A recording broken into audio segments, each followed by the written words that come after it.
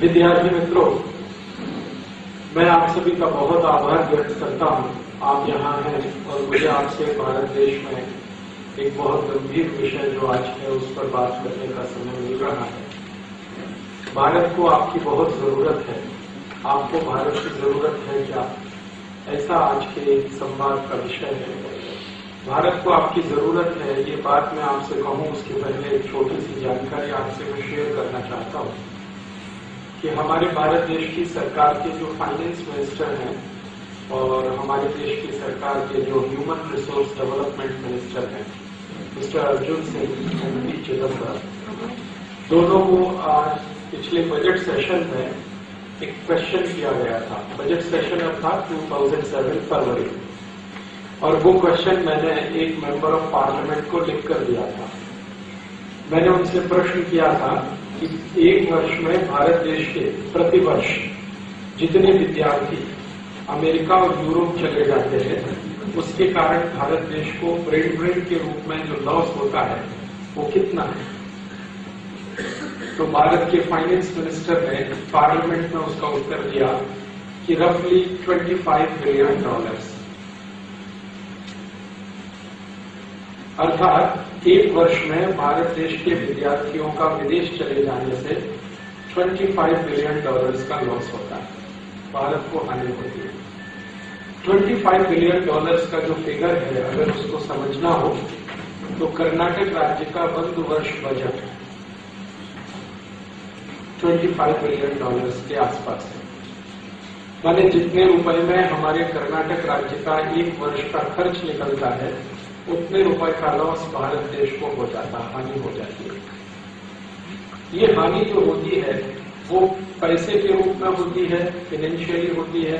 वो किस तरह से होती है? वो ऐसे कि भारत के जो इंजीनियर्स हैं, जो डॉक्टर्स हैं, जो मैनेजर्स हैं, यहाँ से जब पढ़ाई करते हैं, हायर स्टडीज के लिए जाते हैं और प्रीमियर इंस्टीट्यूशंस में पढ़ते हैं, तो भारत के लोगों के टैक्स का लाखों करोड़ों रुपए उनके ऊपर खर्च होता है।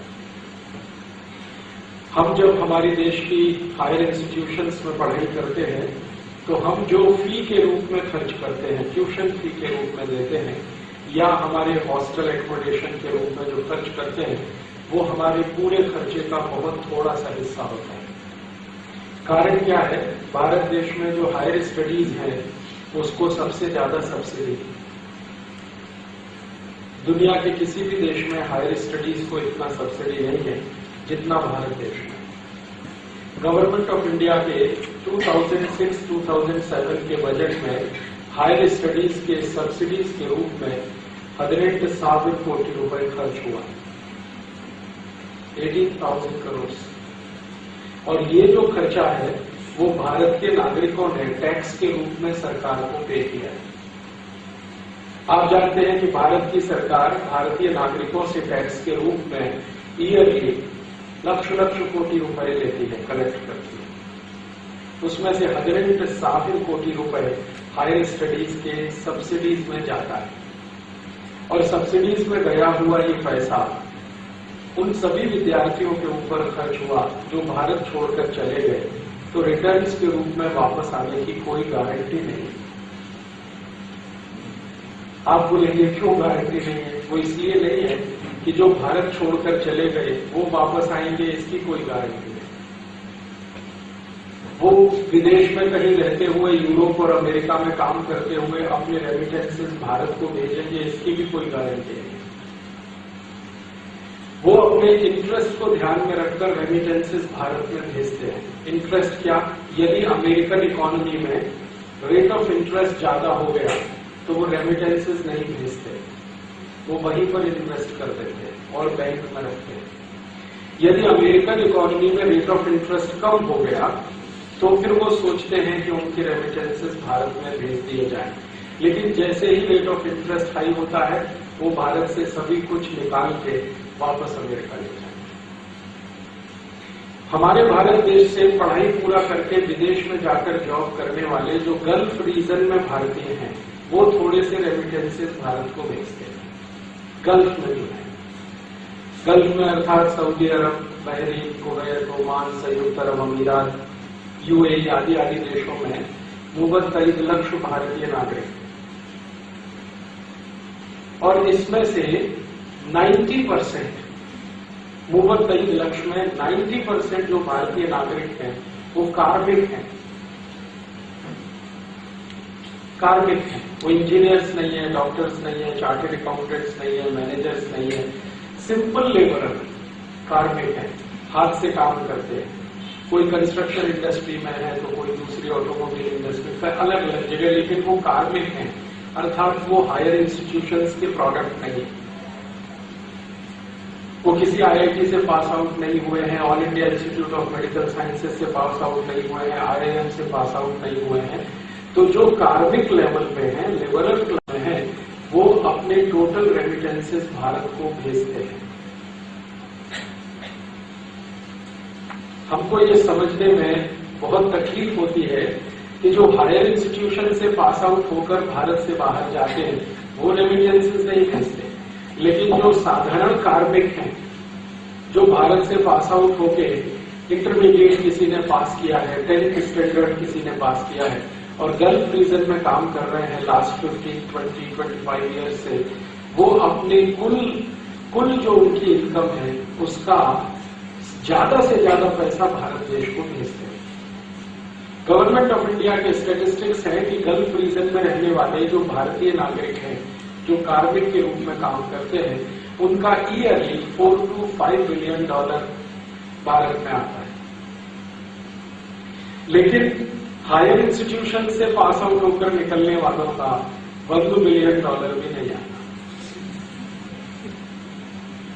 हम ऐसी कल्पना करते हैं कि जिनकी स्टडीज बहुत ऊंचे इंस्टीट्यूशंस में हुई है, जिनको बहुत हाई इंस्टीट्यूशंस में पढ़ने का मौका मिला है, प्रीमियर इंस्टीट्यूशंस में जिन्होंने अपना अभ्यास किया है, उनका जो नैतिकता होगा, जो उनका मोरालिटी होगा, देशभक्ति होगा, वो जास्ती ऊंचा होगा। लेकिन वास्तव में उल्टा है। जो लोग सिंपल 10th और 12th पास करके गल्फ में चले गए हैं, उनका भारतीयता, देशभक्ति, राष्ट्रभक्ति बहुत ऊंची है। मैं आपको एक छोटा सा उदाहरण देता हूं। भारत में गल्फ वॉर हुआ था, कारगिल वॉर हुआ था। कारगिल वॉर के टाइम में गल्फ रीजन में रहने वाले भारतवासियों ने with in 7 days 480 crore rupees Bharat को भेज दिया। 480 करोड़ विद इन 7 days। और अमेरिका में रहने वाले, यूरोप में रहने वाले भारतवासियों ने 3 months में 70 करोड़ भेजा, वो भी रो रो के। ऐसा रोना हमारे पास कुछ नहीं है, हम तो गरीब है, भूखमरी में है, कंगाली में है, इस तरह का बात बोल के 3 months में 70 करोड़ आया अमेरिका यूरोप में रहने वाले भारतवासियों से, और गल्फ में रहने वालों ने 7 days में 480 करोड़ भेज दिया। अर्थात ये जो गल्फ में रहने वाले साधारण भारतीय नागरिक हैं, सिंपल, ये ज्यादा देशभक्त हैं। वहां रहते हैं, बहुत मेहनत करते हैं, पैसे कमा के बहुत कम खर्चे में अपना जीवन चलाते हैं, और ज्यादा से ज्यादा वो भारत को भेजते हैं। और आप जानते हैं कि उन लोगों की मदद से भारत देश में केरल स्टेट की पूरी इकोनॉमी चलती है। हमारा भारत का एक राज्य है केरल, जिसकी इकोनॉमी का, अगर केरल का जीडीपी हम कैलकुलेट करें, ओनली केरल, वैसे जीडीपी कैलकुलेशन नेशन का होता है, देश का होता है, लेकिन एक बार मैंने केरल का कैलकुलेशन किया ये समझने के लिए कि जो मलयाली लोग गल्फ में रहते हैं उनका कंट्रीब्यूशन क्या है केरल को चलाने में। तो आपको सुनकर आश्चर्य होगा कि गवर्नमेंट ऑफ केरल का जो टोटल टैक्स कलेक्शन है, लगभग उतना ही पैसा गल्फ में रहने वाले मलयाली लोगों का रेमिटेंसेज है पर ईयर। 1991 में एक मैंने सिंपल कैलकुलेशन किया था और उसी कैलकुलेशन को 2005 और 2006 में रिपीट किया था, और वो कैलकुलेशन यही था कि मलयाली लोगों का केरल को जो कंट्रीब्यूशन है ईयरली, जो गल्फ में रहते हैं, वो बजट के बराबर, माने उनके जो टैक्स कलेक्शन है गवर्नमेंट के, उसके बराबर 2006 और 7 में भी सेम है। Statistics are same, percentage wise statistics same है और क्वांटिटी में वो बढ़ गया है।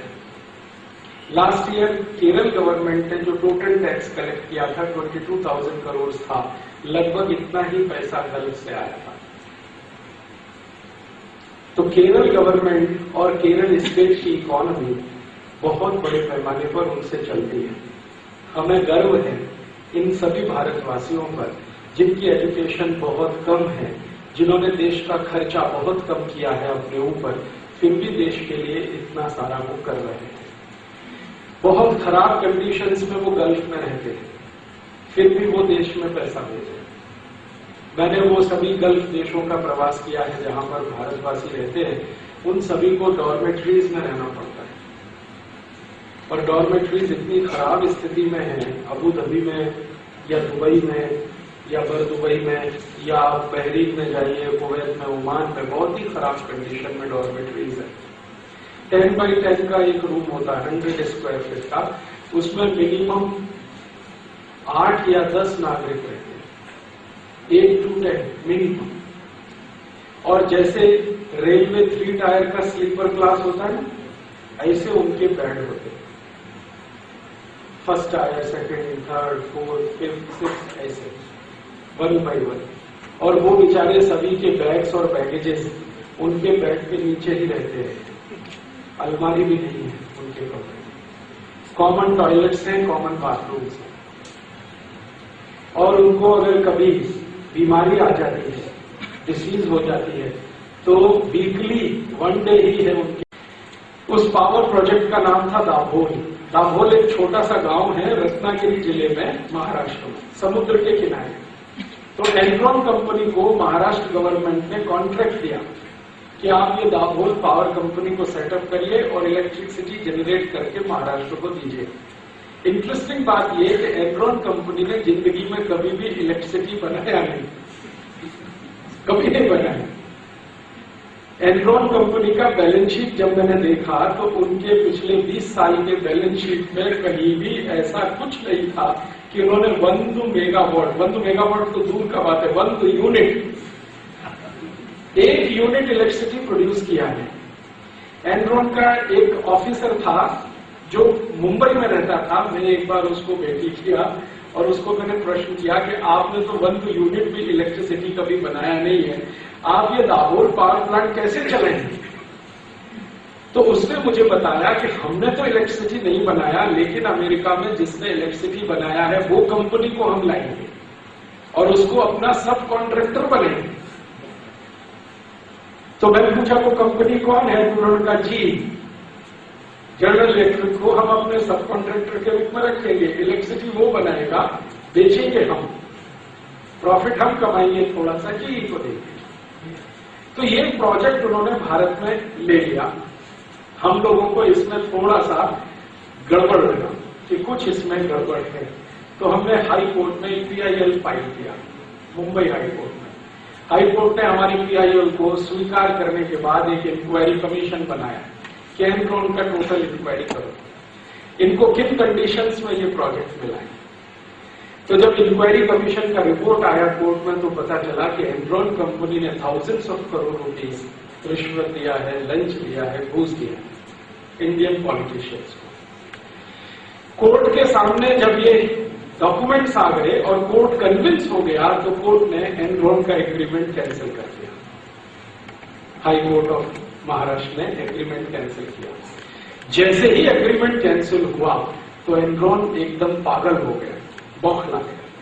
नेक्स्ट डे उन्होंने प्रेस कॉन्फ्रेंस बुलाया और उन्होंने ये बताना शुरू किया कि हमने किस पॉलिटिशियन को कितना पैसा दिया।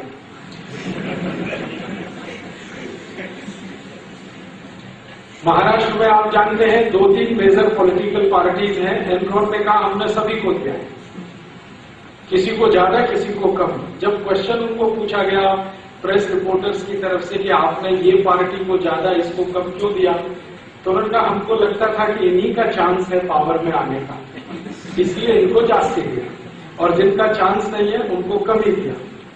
लास्ट में क्या हुआ कि वो लोग सुप्रीम कोर्ट गए और हम लोग भी सुप्रीम कोर्ट गए। सुप्रीम कोर्ट ने भी वो एग्रीमेंट कैंसिल किया। सुप्रीम कोर्ट का भी कहना था कि ये इलीगल है, कॉन्ट्रा कॉन्स्टिट्यूशनल है, इसमें घोटाला हुआ है।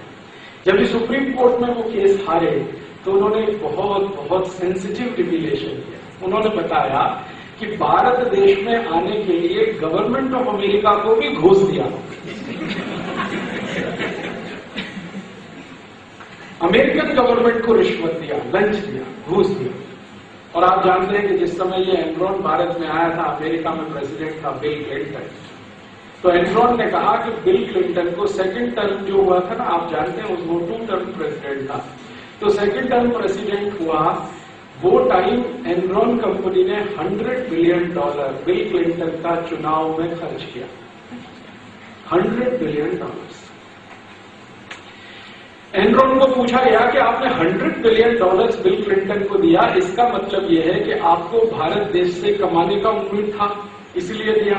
तो उन्होंने कहा कि यदि हमारा प्रोजेक्ट कैंसिल नहीं होता और हम भारत में रहते तो विदिन 20 ईयर्स हम भारत देश से मिनिमम $2000 बिलियन लेके जाते, मिनिमम $2 ट्रिलियन, मिनिमम इतना लेके जाते, मैक्सिमम तो 4-5,000 बिलियन हो सकता था।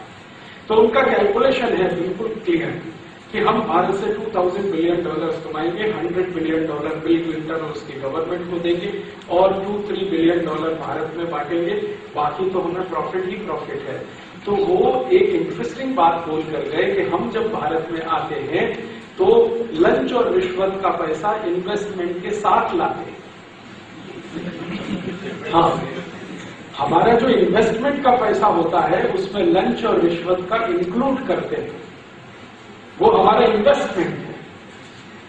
और वो टॉप टू बॉटम, तो अमेरिका में भी घूसखोरी है, रिश्वतखोरी है, भ्रष्टाचार है, बस इतना ही अंतर है। मैंने आपसे कहा कि भारत में $2-3 बिलियन में पॉलिटिकल पार्टीज को आप खरीदी कर सकते हैं, अमेरिका में $100 बिलियन लगता है, खरीदी वहां भी होता है। बाद में क्या हुआ, जब उनका ये बात आया ना, तो हम लोगों ने एक अच्छा सा काम किया कि उनका जो स्टेटमेंट था वो रिकॉर्ड किया कैसेट में, वीडियो कैसेट में, ऑडियो कैसेट में, और जो स्टेटमेंट उनका न्यूज़पेपर में प्रिंट हुआ वो सब कटिंग करके और वो अमेरिका भेज दिया। और अमेरिका में रहने वाले जो भारतवासी हैं उनसे कहा कि किसी एक एमपी को ये सब दे दो अमेरिकन पार्लियामेंट में, लेकिन ऐसे एमपी को देना जो एनरॉन के अगेंस्ट है, अर्थात बिल क्लिंटन के अगेंस्ट है, अर्थात रिपब्लिकन पार्टी का है।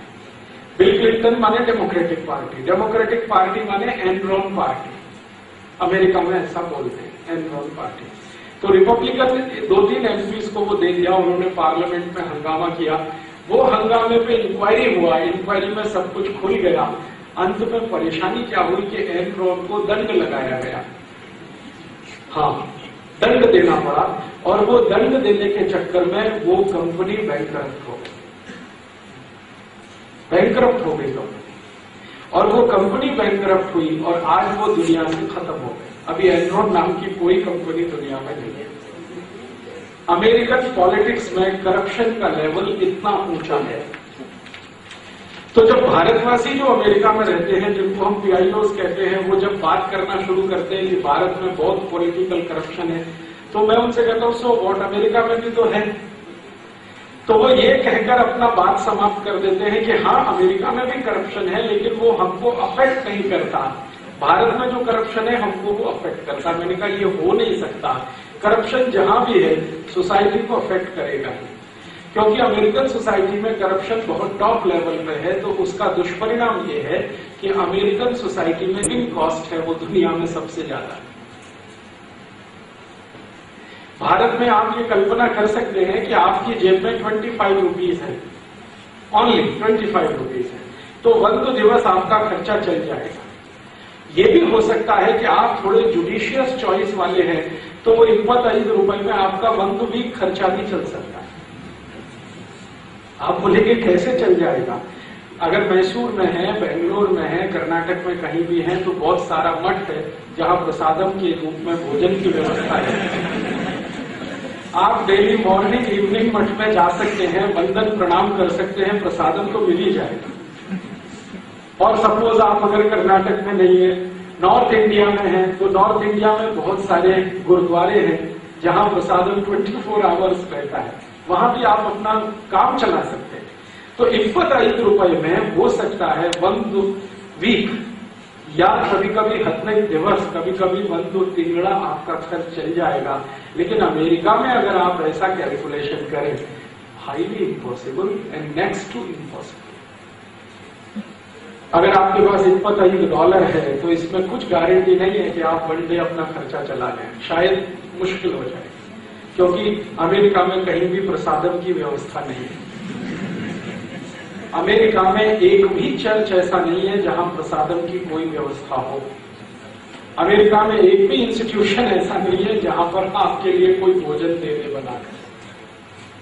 आप अगर भिखारी के रूप में भीख मांगे, उसकी भी गारंटी नहीं है कि आपको कुछ मिल जाएगा, क्योंकि वहां भिखारी भी बहुत एक्सपर्ट हैं जिनको भीख मिल पाती है, सभी को भीख नहीं मिल पाती। अंत में आप सोशल सिक्योरिटी के लिए एक एप्लीकेशन फाइल करें कि हमको सोशल सिक्योरिटी चाहिए, तभी शायद आपकी जिंदगी का कुछ हिस्सा चल पाएगा। तो भारत और अमेरिका या यूरोप के देशों के साथ जब हम कंपैरिजन करते हैं तो उनके सोसाइटी का और पॉलिटिकल इकोनॉमी का इस तरह का स्ट्रक्चर है। लेकिन मुझे बहुत तकलीफ होती है जब भारतवासी ये जो अमेरिका और यूरोप में चले जाते हैं और इस तरह के लॉजिक देना शुरू करते हैं, तर्क देना शुरू करते हैं कि भारत में पॉलिटिकल करप्शन है और यहाँ पे ऐसा है वैसा है। करप्शन तो दुनिया के हर एक डेमोक्रेसी में है, और आपको ये शायद मालूम है या नहीं, डेमोक्रेसी को दुनिया में चलाने वाले सभी देश ये मानते हैं, और वो मानते हैं कि ये बेसिक प्रिंसिपल है कि without the help of the corruption democracy can't run. ये जो डेमोक्रेसी है, जिसको हम पार्लियामेंट्री डेमोक्रेसी कहते हैं, ये करप्शन का मदद से ही चलता है। अगर करप्शन नहीं होगा डेमोक्रेसी चल नहीं सकता। ऐसा बोलते हैं दुनिया में कि ये अगर पार्लियामेंट्री डेमोक्रेसी को एक मशीन माने तो करप्शन उसका ऑयल है। तो मशीन चलाने के लिए ऑयल चाहिए, तो करप्शन भी चाहिए। हाँ, वो कई फिलोसोफर्स ऐसा बोलते हैं कि अगर आप पार्लियामेंट्री डेमोक्रेसी को चेंज कर दें, कोई दूसरे तरह का डेमोक्रेसी आ जाए, तो शायद आप करप्शन लेस सोसाइटी बना सकते हैं या करप्शन लेस गवर्नमेंट चला सकते हैं। पार्लियामेंट्री डेमोक्रेसी में करप्शन नहीं हो, ये कभी भी हो नहीं सकता। अमेरिका हो या भारत हो, मलेशिया हो या इंडोनेशिया हो, फ्रांस हो या जर्मनी हो, स्वीडन हो या स्विट्जरलैंड हो। अभी फ्रांस में इलेक्शन चल रहा है और आप जानते हैं इलेक्शन में 2 कैंडिडेट हैं, एक लेडी है और एक जेंट है। दोनों पिछले राष्ट्रपतियों की पोल खोल रहे हैं, किसने कितना करप्शन किया, किसने कितना घूस खाया, किसने कितना रिश्वत खाया। फ्रांस में एक व्यक्ति है, कैंडिडेट है जो प्रेसिडेंट का, जो मारिया ले पेन, उसका नाम है ये, जो मारिया ले पेन। वो राइट विंग एक्टिविस्ट माना जाता है। राइट विंग आप समझते हैं, लेफ्ट विंग एक राइट।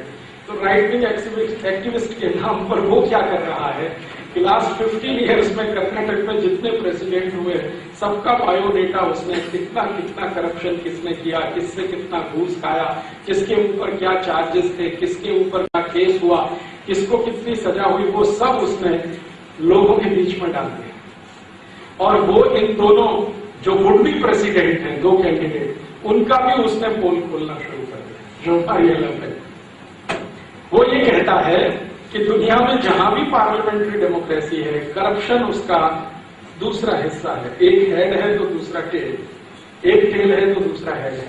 तो करप्शन फ्री तो कोई भी दुनिया में सोसाइटी है नहीं इस समय पार्लियामेंट्री डेमोक्रेसी में। हाँ, कोई दूसरा फॉर्म उनके यहाँ हो गवर्नेंस का तो शायद वहां हो सकता है। इसलिए ये बात करना कि भारत में पॉलिटिकल करप्शन है, वो मुझे लगता है कि कोई लॉजिक सटीक नहीं है। फिर बात क्या है, जो भारत से बाहर जाते हैं, कई बार मैंने देखा है वो कल्पना करते हैं, बोलते हैं कि हम थोड़े दिन में वापस आएंगे, फिर क्यों नहीं आते,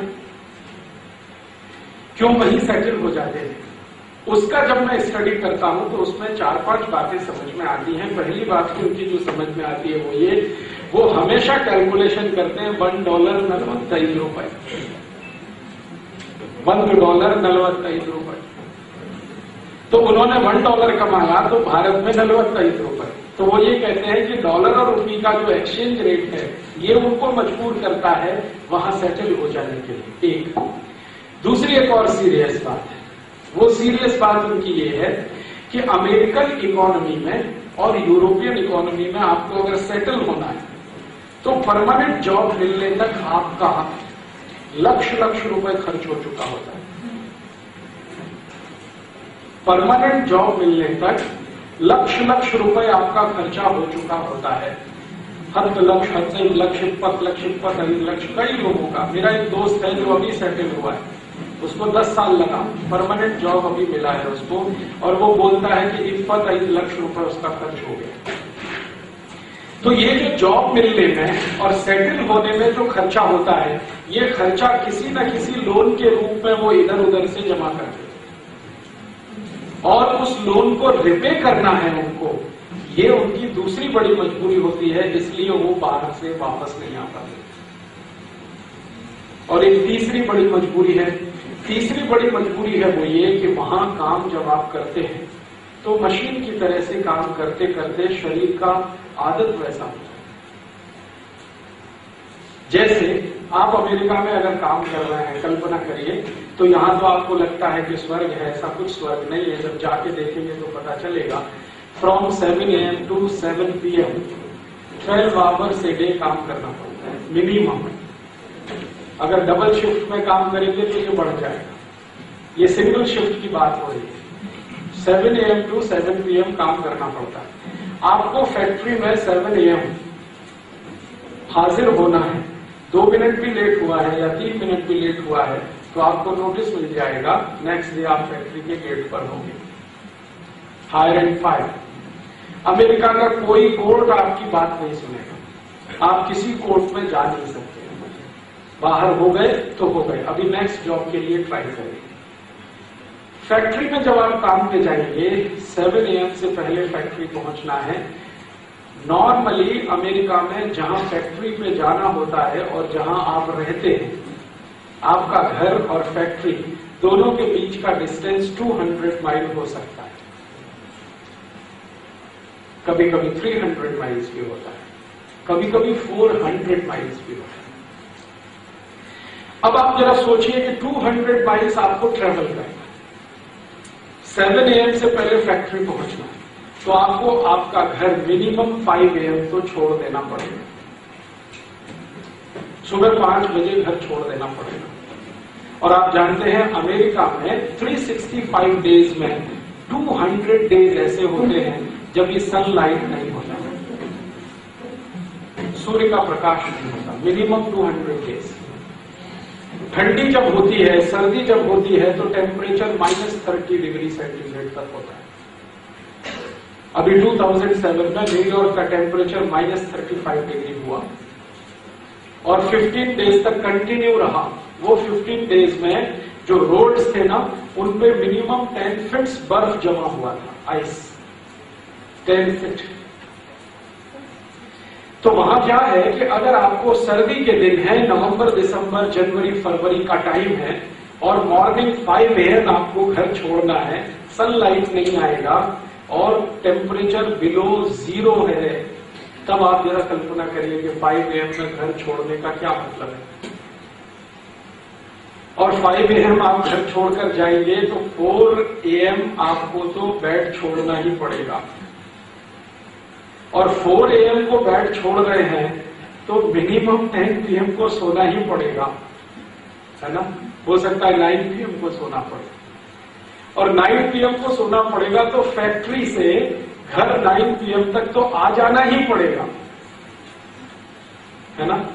और घर आते ही जल्दी जल्दी कुछ खाके सीधे बेड पे जाना ही पड़ेगा, क्योंकि 4 AM you have to wake up. इसका मतलब ये है कि from 7 to evening 7 AM to 7 PM आपने फैक्ट्री में काम किया, सीधे जल्दी जल्दी घर भागे, घर आके ही जल्दी से कुछ खाया, इमीडिएट बेड पे चले गए, क्योंकि 4 AM आपको उठना है।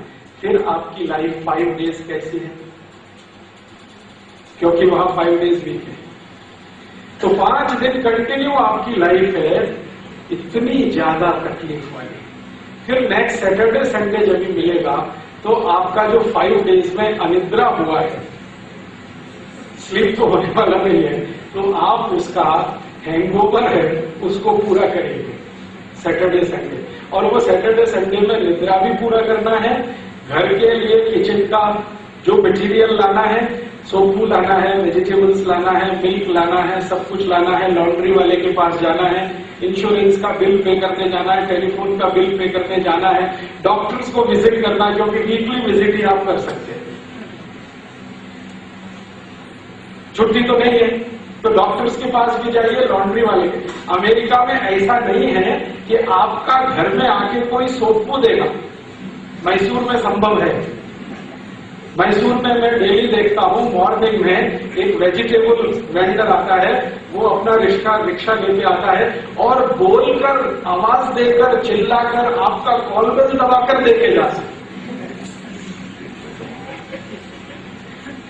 अमेरिका में इसका इमेजिनेशन भी नहीं हो सकता कि कोई वेजिटेबल वेंडर आएगा, आपके फ्लैट में कॉल बेल दबाएगा और आपको कहेगा प्लीज सोपू ले लो, फ्रेश, एकदम फ्रेश, सीधे आया है। वो अमेरिका में हाईली इम्पॉसिबल, कोई नहीं आने वाला। अभी यहाँ मैसूर में मैं देखता हूँ, मैसूर तो बहुत ज्यादा एडवांस हुआ है, फिर भी इस मैसूर में डेली में देखता हूँ, वो जो इस्त्री करने वाला ना आयरन, वो भी अपना रिक्शा लेके आता है और कॉल बेल दबा के कहता है आपको कुछ वस्त्र है, बट्टे हैं इस्त्री करने का, वो घर के सामने आके करके आपको देके जाता है। अमेरिका में इट इज हाईली इम्पॉसिबल।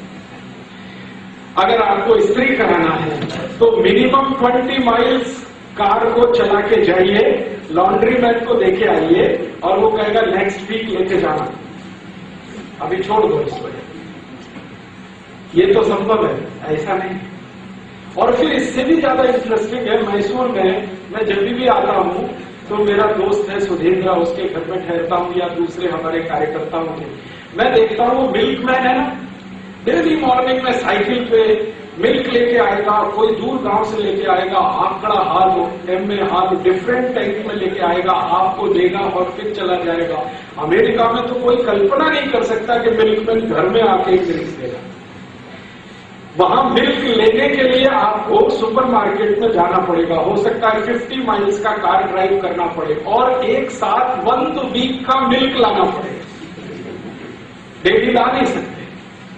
तो वहां मिल्क का कैन मिलता है, 10 लीटर, 15 लीटर, 25 लीटर, 25 लीटर का मिल्क का कैन है, वो लाके घर में रख दीजिए, 7 डेज तक वही मिल्क को पीना है। मिल्क का बेसिक क्वालिटी है कि मिल्क को 24 आवर्स में पी लेना ही अच्छा होता है, लेकिन वो मिल्क 24 आवर्स में आप पी नहीं सकते, आप 7 डेज तक उसको यूज करेंगे, इसलिए उसका पास्चुराइजेशन करना पड़ेगा। और मिल्क का पास्चुराइजेशन होने का मतलब एक ही है टेक्निकल टर्म्स में कि वो मिल्क जब डिसइंटीग्रेट होगा बॉडी में तो VLDL, LDL दोनों ज्यादा से ज्यादा प्रोड्यूस करेगा। VLDL, LDL माने हार्ट अटैक। तो जितना जास्ती पास्चुराइज मिल्क पिएंगे उतना जास्ती 2 सीरियस प्रॉब्लम, एक हार्ट अटैक आएगा, VLDL, LDL जास्ती हो जाएगा, HDL कम हो जाएगा। और VLDL, LDL जिनका भी जास्ती होगा वो सभी ओवरवेट। तो आप देखते हैं अमेरिका में average 2nd and 3rd citizen overweight है। अमेरिका में आप जाइए, रोड्स पे खड़े हो जाइए तो हर दूसरा या तीसरा नागरिक जो चल के आ रहा है मिनिमम बंगलूर 40 किलो,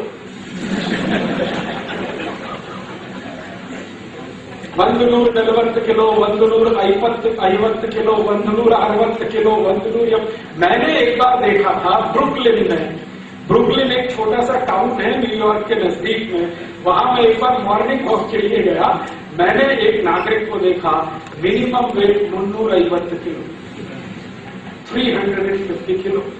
अभी वो कैसे चलता होगा यू कैन इमेजिन। ऐसे अमेरिका में बहुत सीरियस प्रॉब्लम है। ओवरवेट, ओबेसिटी अमेरिकन सोसाइटी का सबसे बड़ा प्रॉब्लम है। और आप जानते हैं कि ओबेसिटी एक ऐसा डिसीज है जो मदर डिसीज है, जो आया बॉडी में तो मिनिमम 50 डिसीज को इनवाइट करता है, आप भी आओ। डायबिटीज अभी जल्दी से आ जाओ, अर्थराइटिस तुम भी आ जाओ, ब्रोंकाइटिस तुम भी आ जाओ, ट्यूबरकुलोसिस भी आ जाओ, सब आ जाओ, ऑस्टियो अर्थराइटिस, रूमेटिक अर्थराइटिस सभी आता है। ये अमेरिकन सोसाइटी का प्रॉब्लम है। और वहां जो प्रॉब्लम है उसमें एक सीरियस यही बात है कि फ्रेश कुछ खा नहीं सकते, ना सोपू ना मिल्क। लॉन्ड्री मैन को जाना पड़ेगा, कोई आने वाला नहीं है। टेलीफोन बिल के लिए जाना पड़ेगा, कोई आने वाला नहीं है। अगर आपके घर में केबल कनेक्शन है तो आपको पे करने जाना पड़ेगा, घर में आने वाला कोई नहीं है। और आपके घर में जो भी डिफिकल्टीज है, सपोज आपका टैप में कुछ प्रॉब्लम है तो प्लम्बर को लेके आना है, तो it is a very big problem to get a plumber in America. अगर आप प्लम्बर को ढूंढने निकले अपने तरीके से तो शायद मूर तिंगड़ा नाक तिंगड़ा आपको लग जाएगा, प्लम्बर नहीं मिलेगा। तो आप किसी एजेंसी को हायर करेंगे, वो एजेंसी प्लम्बर को भेजेगा, उसमें भी हफ्ते दिवस लग सकता है। ये उनका सोसाइटी का अपने तरह का प्रॉब्लम्स है। तो हम जब यहां से अमेरिका जाते हैं और ऐसा सोचते हैं कि वहां तो कुछ बड़ा स्वर्ग है, ऐसा कुछ स्वर्ग नहीं। और सबसे ज्यादा पैथेटिक सीन तब होता है जब मैंने अमेरिका में देखा कुछ ऐसे हिंदुस्तानी जो पति पत्नी दोनों काम करते हैं। कई बार ऐसा होता है कि आप अकेले काम करते हैं तो लाइफ चल नहीं पाएगी, तो पति पत्नी दोनों को काम करना पड़ता है। और पत्नी को कोई बेबी है या पति पत्नी को कोई बेबी है और वो बस तिंगड़ा ओल्ड है या एरन तिंगड़ा ओल्ड है, तो क्या करना? ताई तंदे तो नहीं है, और ताई तंदे को वहां लाने के लिए भी प्रॉब्लम है।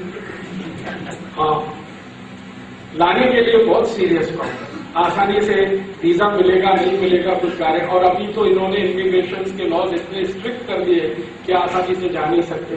तो वो क्या करते हैं कि उसका छोटा बेबी है, उसको कार में मैंने देखा, जो फ्रंट सीट होता है ना, ड्राइवर सीट का नजदीक में, उससे बेबी को बेल्ट से बांधते हैं। Morning 5 AM, morning 5 AM baby के सोने का समय है, क्योंकि मिनिमम 18 घंटे उसको स्लीप होना है, इतना तो स्लीप चाहिए। लेकिन मॉर्निंग 5 AM उस बेबी को मार मार के उठाते हैं, कार के फ्रंट सीट के बेल्ट से उसको बांधते हैं, फिर क्रैश में ले जाके उसको छोड़ना पड़ता है। क्रैश 200 मील्स की दूरी पे हो सकता है या 100 माइल्स के डिस्टेंस पे हो सकता है। तो उसके हिसाब से आपको फैक्ट्री का एडजस्टमेंट करना पड़ता है। पहले बेबी को क्रैश में छोड़ना, नंतर फिर आपके फैक्ट्री में जाना। Morning 7 AM to 7 PM baby ताई के पास नहीं है, फिर शाम को 7 PM को अगेन क्रैश में जाना, बेबी को साथ में लाना, फिर आपके घर में, तब तक बेबी सो चुका होता है। तो बेबी थोड़े दिन के बाद जब समझने लगता है तो कहता है ताई तंदे भी वीकली है क्योंकि सैटरडे संडे ही उसको मालूम है कि ताई तंदे है, बाकी मंडे टू फ्राइडे तो उसको माहिती नहीं है। वो सुबह नींद में होता है जब उसको बेल्ट बांध के लेके जाते हैं, शाम को वापस लाते हैं तब भी वो निद्रा में होता है। उसको सैटरडे संडे माहिती होता है कि यस ये ताई तंदे है। और मुझे बहुत तकलीफ होती थी जब वो बेबी जोर जोर से रोता है, जोर जोर से रोता है, तो रो भी नहीं सकता वो, क्योंकि कोई बगल वाले ने सुना तो वो सूट फाइल कर देगा आपके खिलाफ कि आपका बेबी मुझे डिस्टर्ब कर रहा है, मेरा मेंटल पीस इसने खत्म कर दिया, इसलिए आपको मैं सूट फाइल करता हूं, मुझे $10,000 दे दो अभी, $15,000 दे दो अभी। तो वो कई बार क्या करते हैं, ग्लास चढ़ा देते हैं और म्यूजिक बहुत तेजी से बजाते हैं ताकि उसका क्राइम जो है बाहर ना जा सके, फिर जाके उसको ये सब करते हैं। और कभी कभी तो गलती हो गई।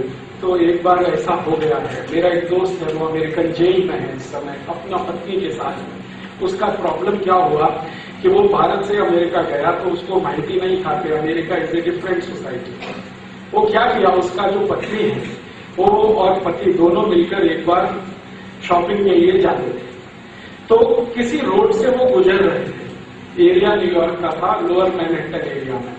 तो किसी रोड से जाते हुए उन्होंने एक छोटे बेबी को देखा, 3-4 इयर्स का बेबी था। वो फुटबॉल को किक मार रहा था, उसका ताई कहीं खड़ा हुआ उसको वॉच कर रहा था। इनको माहिती नहीं था कि उसका ताई वॉच कर रहा है। तो उसने किक मारा, फुटबॉल रोड पे आ गया, इन्होंने गाड़ी रोका, फुटबॉल उठाया, वो बेबी को जाके दे दिया और गलती से उस बेबी को उठा लिया और उसका ताई ने देख लिया। इमीडिएट वो चिल्लाता हुआ नीचे आया और बेबी को छीनकर सीधे पुलिस स्टेशन में गया और उसने कंप्लेंट फाइल किया कि ये 2 इंडियन टेररिस्ट हैं जो मेरा बेबी को लेके जा रहे हैं। पुलिसमैन ने इनका कुछ नहीं सुना, मेरा दोस्त और उसका पत्नी उसका कुछ नहीं सुना, वो सीधे जेल में डाल दिया। अभी उनको 14 इयर्स का जेल हुआ। 14 years। वो कुछ सुनता नहीं। एम्बेसी वालों को भेजा कन्विंस करने के लिए, वो किसी की बात नहीं सुनता। वो कहते हैं अमेरिका में कुछ नहीं है। अगर आपने किसी दूसरे के बेबी को उठाया, सपोज आप उसे प्यार करने के लिए उठाया, प्रेम करने के लिए उठाया, तो भी वो बोलेगा कि आप तो इसका एब्डक्शन करना चाहते हैं, अपहरण करना चाहते हैं। और अपहरण का जो चार्ज आपके ऊपर लगा तो मिनिमम इम्प्रिजनमेंट 14 ईयर्स का है। This is the reality of American society. अभी भारत में क्या है? भारत में तो सबसे बड़ा जो इंटरेस्टिंग बात है समझने का कि जो चिक मक्कड़ है वो नेबरर के घर में ही रहता है फ्रॉम मॉर्निंग टू इवनिंग। और मैंने मैक्सिमम फैमिलीज में देखा है कि उनका जो छोटा बेटा बेटी है उसको सबसे ज्यादा प्रेम नेबरर करता है विदाउट एनी फी, कुछ भी उसको प्रॉब्लम नहीं। तो यहां बिल्कुल डिफरेंट है और वहां बिल्कुल डिफरेंट है। वो अच्छा है और हमारा खराब है, मैं ऐसा नहीं कहता। अच्छा है उनका खराब है ये भी नहीं कहता, लेकिन दोनों जगह डिफरेंस है, वो जानना चाहिए।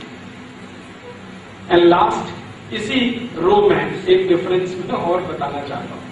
मेरा एक और दोस्त है जो अमेरिका में एक कंपनी में है, मैनेजर है, जनरल इलेक्ट्रिक में है।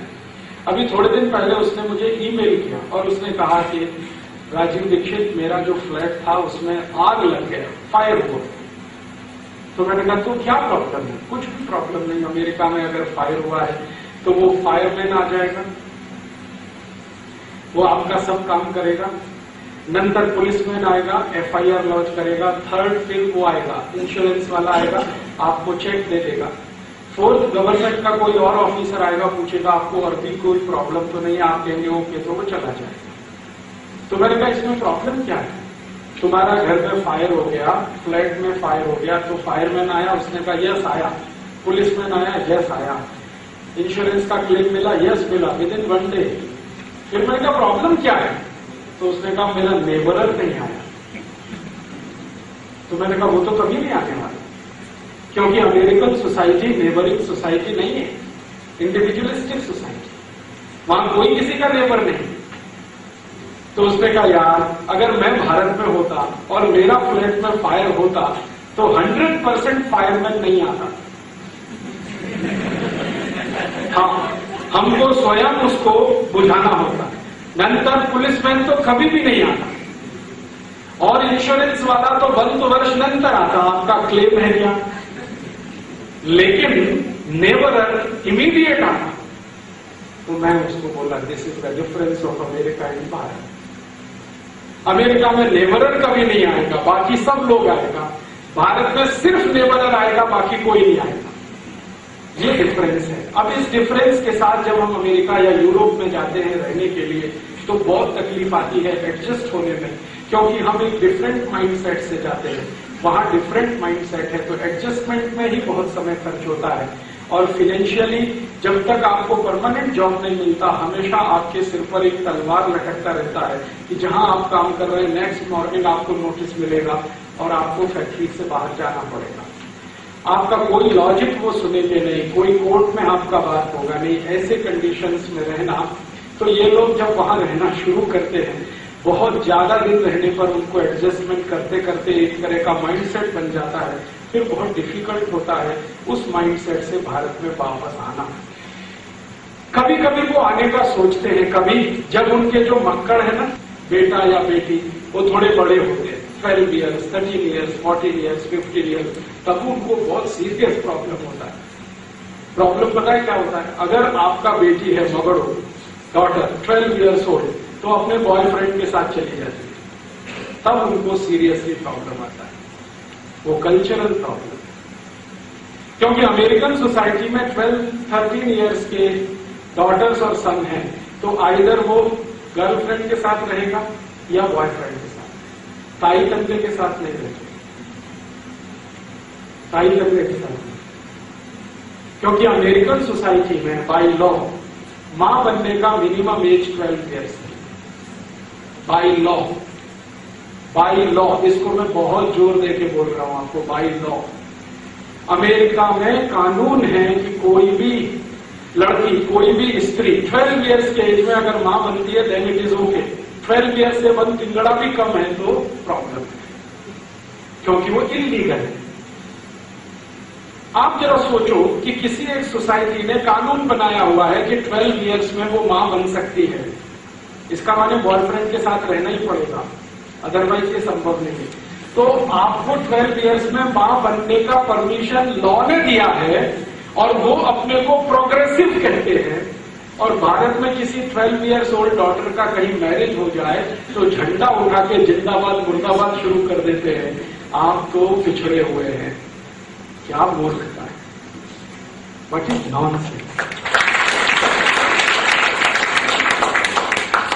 वहां 12 इयर्स का डॉटर ताई बनता है, इट इज ओके, प्रोग्रेसिव है। यहां 12 इयर्स का डॉटर किसी को मैरिज करने के बाद ताई बनता है तो वो बोलते हो it is not okay. Without marriage ताई बने it is okay, with marriage ताई बने इट इज नॉट ओके। तो हमको वो चिल्लाना शुरू करते हैं भारत बहुत पिछड़ा देश है, 18th सेंचुरी वाला देश है, 16th सेंचुरी वाला देश है। तभी मैं उनको कहता हूं तुम्हारा 21st सेंचुरी कितना सुंदर है, 12 इयर्स में ताई बनने का तुमने लॉ बना दिया है। और सीरियसली जो ओरिजिनल अमेरिकन है ना, उनके फैमिलीज में कभी कभी मैं गया तो मैंने उनसे पूछा कि आपका डॉटर तो बॉयफ्रेंड के साथ रहता है? हाँ, yes, because she is 12 years old और 13 इयर्स ओल्ड, तो नहीं पड़ेगा। तो मैं बोला सपोज ना रहे तो मान लो कोई एक केस ऐसा निकला अमेरिका में जो डॉटर ताई तंदे के साथ ही रहना चाहता है, बॉयफ्रेंड के साथ नहीं जाना चाहता, तो ताई तंदे को मेंटल प्रॉब्लम है।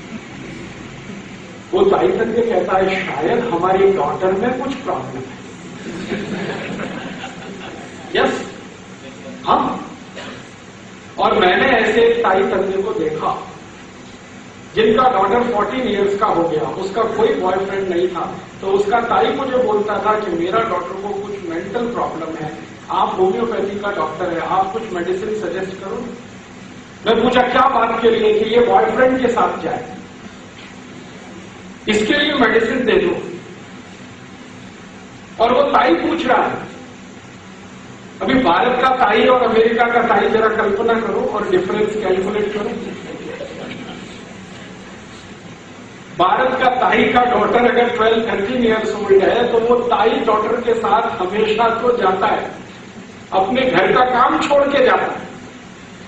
उसकी कोई भी सीरियस प्रॉब्लम हो सकती है, उससे उसको बचाने के लिए स्कूल में एडमिशन देना है, शॉपिंग करना है, कोई फिल्म देखना है, नाटक में जाना है, म्यूजिक फेस्टिवल में जाना है, तो ताई तो कंपलसरी साथ में जाएगा। लेकिन अमेरिका में ताई तंदे तो नहीं, बॉयफ्रेंड साथ में जाएगा। तो इंडियन मेंटेलिटी के लोग जो अमेरिका में सेटल हो गए हैं, उनको ये चीज तो पसंद नहीं आती, तब वो परेशान होते हैं। उनकी आंखों के सामने उनके टीनेज डॉटर और सन, बॉयज एंड गर्ल, टीनेज, उनकी आंखों के सामने जब बॉयफ्रेंड के साथ जाते हैं और 13 इयर्स में बिफोर मैरिज वो प्रेग्नेंट होके आती है, तब वो लोग अपना सिर पीटते हैं, फिर सोचते हैं कि हमें भारत जाना अच्छा है। वो एक ही कंडीशन में बोलते हैं भारत जाना अच्छा है। फिर वहां वो उनका टर्मिनेशन कराते हैं, प्रेगनेंसी का टर्मिनेशन कराते हैं, फिर उसको लेकर भारत में आते हैं, फिर यहां से कोई अच्छे लड़के को ढूंढकर उसके साथ जबरदस्ती शादी करते हैं, क्योंकि उनको मालूम है वहां शादी करेंगे तो और भी ज्यादा सीरियस प्रॉब्लम होगी। अमेरिकन सोसाइटी में शादी होने का संभावना नहीं है 70% को। आप जानते हैं क्या? अमेरिकन सोसाइटी में 70% लोगों को शादी नहीं होता, वो लिव इन रिलेशनशिप में रहते हैं। लिव इन रिलेशनशिप में आप जानते हैं शादी नहीं करना है, बाकी सब करना है, शादी नहीं करना। क्योंकि शादी अर्थात रेस्पॉन्सिबिलिटी, शादी अर्थात जिम्मेदारी, जवाबदारी, रेस्पॉन्सिबिलिटी। वो रेस्पॉन्सिबिलिटी लेना नहीं चाहते, बाकी सब कुछ चाहिए उनको, रेस्पॉन्सिबिलिटी नहीं। इसलिए लिव इन रिलेशनशिप में 70% कपल्स लिव इन रिलेशनशिप में है, शादी नहीं है उनका। फिर प्रॉब्लम सीरियसली कहाँ स्टार्ट होता है? लिविंग रिलेशनशिप में जब मक्कड़ हो जाते हैं, बच्चे हो जाते हैं, उनको बड़ा होकर क्या नाम देना, क्या सरनेम देना, ये सीरियस प्रॉब्लम होता है। तो फिर वो अंत में क्या करते हैं कि जो कॉन्वेंट एजुकेशनल सेंटर्स होते हैं, इंस्टीट्यूशंस होते हैं, वहां उनको छोड़ देते हैं। कॉन्वेंट माने लावारिस बच्चों के स्कूल। लावारिस माने जिनका ताई तंदे का माहिती नहीं, उन बच्चों के स्कूल्स को यूरोप और अमेरिका में कॉन्वेंट कहते हैं। कॉन्वेंट, CONVENT, कॉन्वेंट का अर्थ होता है जो बच्चे का, स्टूडेंट का ताई तंदे नहीं है, वो कॉन्वेंट स्कूल। हमने भारत में वो कॉन्वेंट स्कूल इंपोर्ट कर लिए विद ताई और तंदे। हमारे यहाँ ताई भी है, तंदे भी है, फिर भी कॉन्वेंट स्कूल है, और बड़े गर्व से हमारा हम मक्कड़ को कॉन्वेंट में एडमिशन कराते हैं, लावारिस बच्चों का school. This is the blind following of American civilization. Problem जो है ना वो डिफरेंसेस के, और इससे भी ज्यादा सीरियस डिफरेंस है वो फिजिकल है। फिजिकल डिफरेंस क्या है? भारत का जो टेम्परेचर जोन है ना, वो क्या है? 50 degree to 52 degree. This is our temperature zone. समशीतोष्ण कहते हैं उसको। जास्ती ठंड नहीं है, जास्ती गर्म नहीं है, 15 to 52 ये टेम्परेचर जोन है। अमेरिका में -42 + 15 ये टेम्परेचर जोन। आप यहां रहते हैं +15 और 52 के टेम्परेचर जोन में, तो बॉडी का जो बायोकेमिस्ट्री है वो उसके अनुसार है। बायोकेमिस्ट्री किसके अनुसार है? मॉर्निंग भारत में थोड़ा ठंडा होता है, ठीक है, तो मॉर्निंग में भारत की सभी लोगों की जो बॉडी है उसमें वायु का प्रकोप होता है। आयुर्वेद के अनुसार वात पित्त कफ त्रिदोष होते हैं, तो मॉर्निंग चूंकि ठंडा है तो वात प्रकोपित है, नून में गर्म है तो पित्त प्रकोपित है बॉडी आपका, और इवनिंग फिर अगेन ठंडा है तो कफ प्रकोपित है। तो आपका बॉडी का जो बैलेंस है और टोटल बायोकेमिस्ट्री है वो मॉर्निंग वात, नून पित्त, इवनिंग कफ, ये आपका रूटीन लाइफ में चलता है। आपका बॉडी में मॉर्निंग को कोई भी हम चेक करें आयुर्वेद के हिसाब से